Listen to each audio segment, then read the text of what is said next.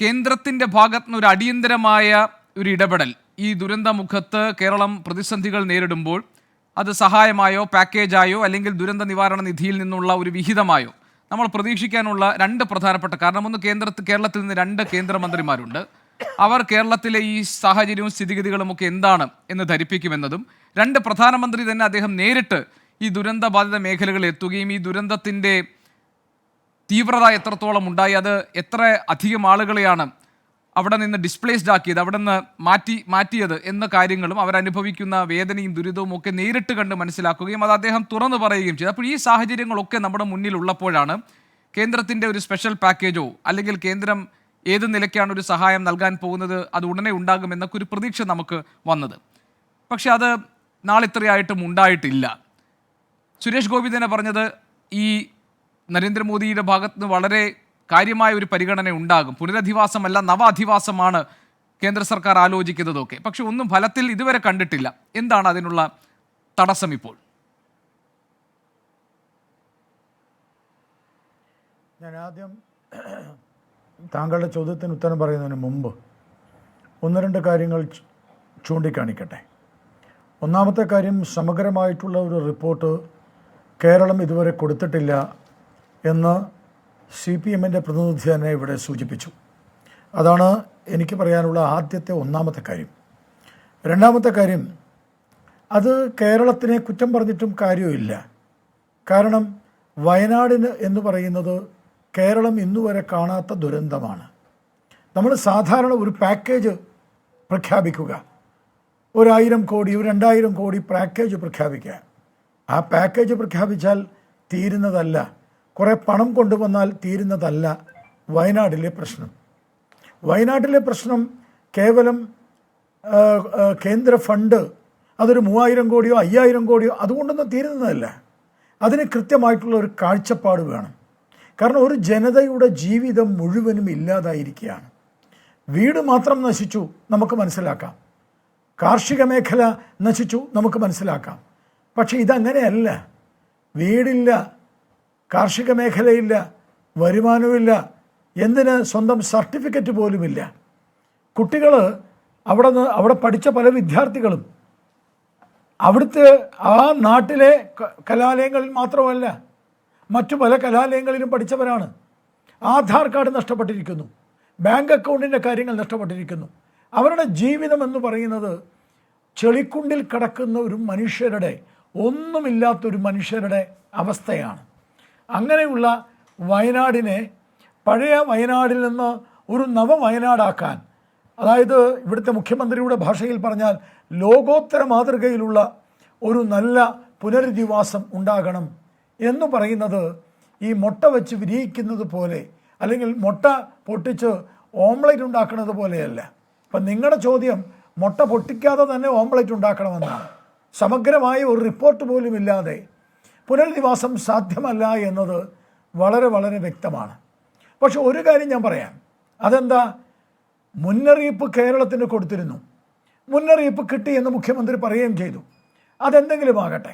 പക്ഷേ ആ മുന്നറിയിപ്പ് നിർഭാഗ്യവശാൽ വളരെ പെട്ടെന്നുണ്ടായ കാലാവസ്ഥ വ്യതിയാനവുമായി ബന്ധപ്പെട്ടുണ്ടായ ഉരുൾപൊട്ടലിൽ ഈ ദുരന്തം സംഭവിച്ച ആ നിമിഷം മുതൽ കേന്ദ്ര ഗവൺമെൻറ് സംസ്ഥാന ഗവൺമെൻറ്റുമായി ബന്ധപ്പെട്ട് പ്രധാനമന്ത്രിയുടെ ഓഫീസ് അടിയന്തരമായി കേരള സംസ്ഥാന ഗവൺമെൻറ്റുമായി ബന്ധപ്പെട്ട് സക്രിയമായ കാര്യങ്ങൾ നിരന്തരം നടത്തിക്കൊണ്ടിരുന്നു. ഒരു മന്ത്രിയെ ഇങ്ങോട്ട് വിട്ടു, ജോർജ് കുര്യനെ.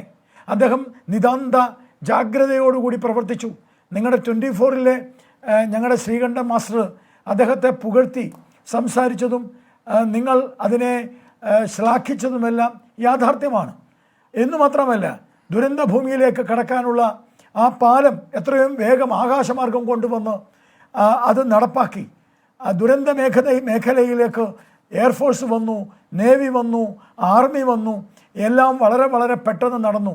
പ്രധാനമന്ത്രിയുടെ ഓഫീസ് ജോർജ് കുര്യനെ ബന്ധപ്പെട്ടു. ജോർജ് കുര്യൻ പ്രധാനമന്ത്രിയുടെ ഓഫീസിനെ അല്ല ബന്ധപ്പെട്ടത്. അത് രണ്ടും വ്യത്യാസമുണ്ട്. ജോർജ് കുര്യനെ പ്രധാനമന്ത്രിയുടെ ഓഫീസ് ഓരോ 15 മിനിറ്റ് കൂടുമ്പോഴും ഓരോ സംഭവ വികാസങ്ങൾ ഉണ്ടാകുമ്പോഴും ബന്ധപ്പെട്ട് എടുക്കേണ്ടതായ നിലപാടുകളും എടുക്കേണ്ടതായ നടപടികളും എടുത്തുകൊണ്ടിരുന്നു. അതുകൊണ്ട് വളരെ കൃത്യമായിട്ട് സംസ്ഥാനം അറിയിച്ചു, അതുപോലെ തന്നെ കേന്ദ്രം നേരിട്ടറിഞ്ഞു. അങ്ങനെ മനസ്സിലാക്കിയതിൻ്റെ പേരിലാണ് ബഹുമാനപ്പെട്ട പ്രധാനമന്ത്രി ആകാശമാർഗം വന്നു. അതിനുശേഷം അദ്ദേഹം നേരെ ആ ദുരന്ത ഭൂമിയിലെത്തി. ആ ദുരന്ത ഭൂമി മുഴുവൻ കണ്ടറിഞ്ഞു, തൊട്ടറിഞ്ഞു, ഹൃദയം കൊണ്ട് ആ നൈസമോളടക്കമുള്ളവരുമായി സംവദിച്ചു, ഓരോരുത്തരെയും കണ്ടു, ഓരോരുത്തരുടെ ദുഃഖവും പങ്കിട്ടു. എന്നിട്ട് അദ്ദേഹം പറഞ്ഞു, നിങ്ങളോടൊപ്പം ഞാനുണ്ട്, നിങ്ങളോടൊപ്പം നമ്മളുണ്ട്, ഈ നാടുണ്ട്, ഈ രാജ്യം മുഴുവനുണ്ട്, നമ്മളെല്ലാം ഒറ്റക്കെട്ടായി ഈ വയനാട്ടിലെ ദുരന്ത ബാധിതർക്കൊപ്പമുണ്ട് എന്ന് അദ്ദേഹം പ്രഖ്യാപിച്ചു. നരേന്ദ്രമോദിയുടെ പ്രഖ്യാപനം കാറ്റത്ത് പോയി എന്ന് ആരും ധരിക്കേണ്ടതില്ല. അത് കവളപ്പാറയിൽ ഉണ്ടായതുപോലെയോ കൂത്തുമലയിൽ ഉണ്ടായതുപോലെയോ അല്ല എന്നും കൂടി ഞാൻ പറയുന്നു. വളരെ കൃത്യമായി പറയാൻ ആഗ്രഹിക്കുന്നു. ഒരു പാക്കേജിൻ്റെ അടിസ്ഥാനത്തിൽ കുറേ രൂപ കൊടുത്തുകൊണ്ട് ആ വയനാടിനെ സംരക്ഷിക്കാൻ കഴിയില്ല. നിലവിൽ നമുക്ക് ആവശ്യം, ഇപ്പോൾ നേരത്തെ ശ്രീ അനിൽകുമാർ പറഞ്ഞതുപോലെ ഒരു അടിയന്തരമായ ഒരു സഹായമാണല്ലോ, ഒരു പിന്തുണയാണല്ലോ. അപ്പോൾ അതിൽ ഇപ്പോൾ കേന്ദ്രം നൽകാൻ പോകുന്നത് ഇപ്പോൾ പല നിലയ്ക്കായിരിക്കും. ഇപ്പോൾ താങ്കൾ പറഞ്ഞത് ധനസഹായം മാത്രമാകില്ല, അതല്ലെങ്കിൽ അതിനോടൊപ്പം ഈ പുനരധിവാസം അടക്കമുള്ള സംസ്ഥാന സർക്കാർ നടപ്പാക്കാൻ പോകുന്ന ലോകോത്തര മാതൃകയിലുള്ള സമഗ്രമായ ഒരു പദ്ധതിയുടെ കാര്യത്തിലാണെങ്കിൽ പോലും കേന്ദ്രത്തിന് പല നിലയ്ക്ക് ഇതിനകത്ത് സഹായങ്ങൾ വാഗ്ദാനം ചെയ്യും. പക്ഷെ ഒരു അടിയന്തര സഹായം എന്ന നിലയിൽ ഒരു ടോക്കൺ ഓഫ് ഒരു ഇതിനോടൊപ്പം നിൽക്കുന്നു എന്നതിൻ്റെ സൂചന എന്ന നിലയിൽ ഒരു പ്രഖ്യാപനം നടത്താമായിരുന്നില്ലേ? അതിന് പ്രധാനമന്ത്രി നേരിട്ട് വന്ന് കണ്ടു. താങ്കൾ പറഞ്ഞതുപോലെ 2 കേന്ദ്രമന്ത്രിമാർ അദ്ദേഹത്തെ വിവരങ്ങൾ ധരിപ്പിച്ചു. പിന്നെ പ്രാഥമികമായ ചില കണക്കുകൾ കേന്ദ്രത്തിന് മുന്നിലുണ്ട്. അപ്പോൾ അങ്ങനെ ഒരു ജസ്റ്റർ എന്ന നിലയിൽ ആദ്യം തന്നെ ഒരു പ്രഖ്യാപനം നടത്താമായിരുന്നില്ലേ? അതിനെങ്ങനെയാണ് ഒരു സമഗ്ര റിപ്പോർട്ട് എന്ന ആവശ്യം തടസ്സമാകുന്നത് എന്നാണ് ശ്രീ അനിൽകുമാർ ചോദിച്ചത്. അല്ല, അനിൽകുമാർ ആ ചോദ്യം ഉന്നയിച്ചോട്ടെ. ഞാൻ ചോദിക്കട്ടെ. 4 ദിവസം മുമ്പ് ഇവിടുത്തെ കേരളത്തിലെ മുഖ്യമന്ത്രി പത്രസമ്മേളനം നടത്തി പറഞ്ഞല്ലോ, 54 കോടി രൂപ ഇപ്പം തന്നെ കിട്ടിയിട്ടുണ്ട്. ഈ 54 കോടി രൂപയിൽ അവിടെ ചെലവാക്കിയ കോടി രൂപ എത്രയാണ് എന്ന് അദ്ദേഹം സൂചിപ്പിച്ചിട്ടുണ്ട്. എത്രയോ കോടി രൂപ ഇപ്പോൾ സംസ്ഥാന ഗവൺമെൻറ്റിൻ്റെ മുഖ്യമന്ത്രി ദുരിതാശ്വാസ നിധിയിൽ ഇപ്പോൾ വയനാടിന് വേണ്ടി വന്നിട്ടുണ്ട്. അതെല്ലാം ചെലവാക്കിയോ? ഞാൻ വളരെ കൃത്യമായി ചോദിക്കുകയാണ്. ഈ 54 കോടി എന്ന് അദ്ദേഹം 4 ദിവസം മുമ്പ് പറഞ്ഞു. അവിടെ ചെലവാക്കിയത് എത്രയാണ് എന്ന് അദ്ദേഹവും പറഞ്ഞു. അതിനുശേഷം കിടക്കുന്ന കോടിക്കണക്കിന് രൂപ ആ മുഖ്യമന്ത്രിയുടെ ദുരിതാശ്വാസ ഫണ്ടിൽ ഇപ്പോഴും കിടപ്പുണ്ട്. ആ കിടക്കുന്ന പണം എന്തുകൊണ്ട് ചെലവാക്കപ്പെടുന്നില്ല? അപ്പോൾ പണം മാത്രമല്ല പ്രശ്നം.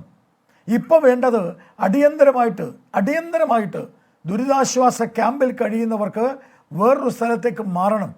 അവരെ ആ ക്യാമ്പിൽ നിന്ന് മാറ്റണം. അവർക്ക് ഇപ്പോൾ വേണ്ടത് മറ്റൊരു വീടാണ്, മറ്റൊരു കേന്ദ്രമാണ്.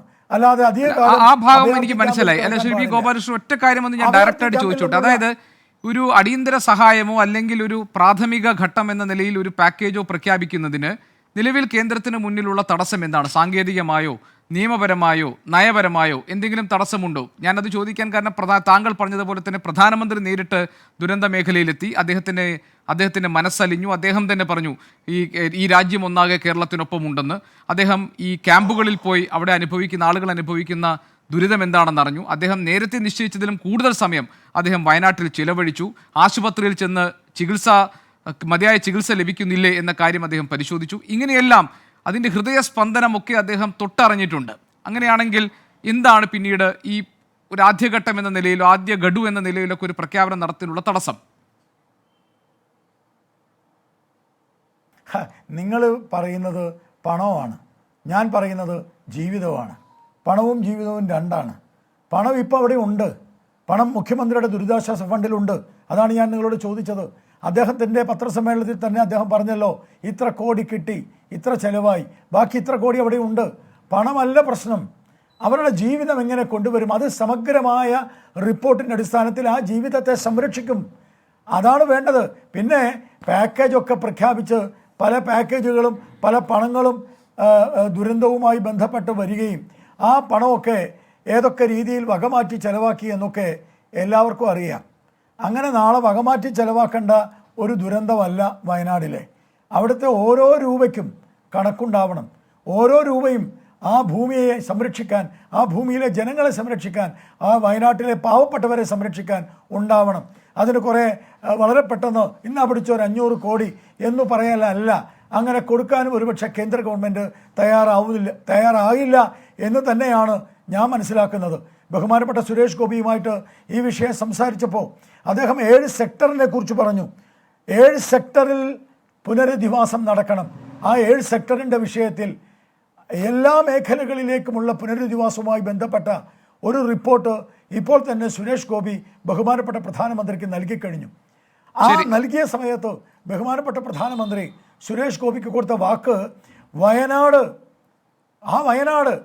അത് ഇന്ന് വരെ കേരളം കാണാത്ത രീതിയിലുള്ള ഒരു പുനരധിവാസത്തിന് കേന്ദ്രം തയ്യാറാകും എന്നാണ് അദ്ദേഹം പറഞ്ഞിരിക്കുന്നത്. ശരി, അതേതായാലും നമുക്ക് നോക്കാം. ഏതായാലും ശ്രീ ബി ഗോപാലകൃഷ്ണൻ, ഇപ്പോൾ അടിയന്തരമായി വേണ്ട സഹായമുണ്ട്. എന്തായിരിക്കും ഈ വിഷയത്തിൽ സർക്കാരിന്റെ കേന്ദ്രത്തിന്റെ സമീപനം എന്ന കാര്യത്തിലൊക്കെ വ്യക്തത വേണം. ഏതായാലും